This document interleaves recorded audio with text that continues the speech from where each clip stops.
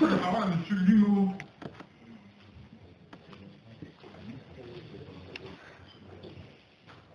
Monsieur le maire, mes chers collègues, délibération numéro 17, il s'agit d'une demande de subvention auprès de la DRAC et du département pour le Grand Café Centre d'art contemporain, à souligner que celle du département reste d'un montant équivalent, mais que celle que je pourrais obtenir de la DRAC pourrait passer à 75 000 €. Si je vous annonce cette augmentation, c'est qu'elle est quand même quasiment garantie, ce qui est une très belle reconnaissance du ministère du travail fait dans ce lieu d'art contemporain. Sur cette délibération 17 Grand Café, y a-t-il des demandes de prise de parole? Monsieur Gauthier-Boucher, vous avez demandé la parole, vous l'avez. Merci. Monsieur le maire, mes chers collègues, cette demande de subvention au Grand Café auprès de la direction régionale des affaires culturelles et du département amène quelques remarques de la part de notre groupe d'élus. Plus exactement, nous rappelons une position que nous avions déjà exprimée dans un précédent conseil en novembre 2014, puisque débattant sur une demande de subvention équivalente, les élus du Front National exprimaient alors des réserves sur la programmation culturelle du Grand Café, dont nous sommes bien obligés de dire qu'elle n'a pas beaucoup varié, nous semble-t-il, en 2 ans. Nous savons, monsieur le maire, que vous êtes très attaché au Grand Café, à l'institution, à ses œuvres, à l'atmosphère créative qui semblerait se dégager de ce point de rencontre de la culture nazérienne, cet ancien gueuloir du 19e siècle. C'est M. Bulting qui nous avait rappelé que c'était un gueuloir.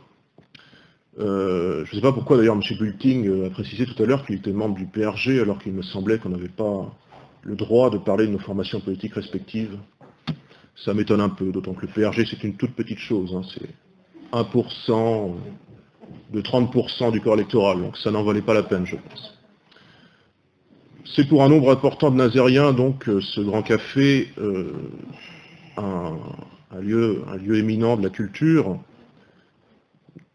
Il fut fondé par la famille Briand, qui est un des pères éminents de notre République, et pour nous, c'est l'intérêt principal de ce lieu.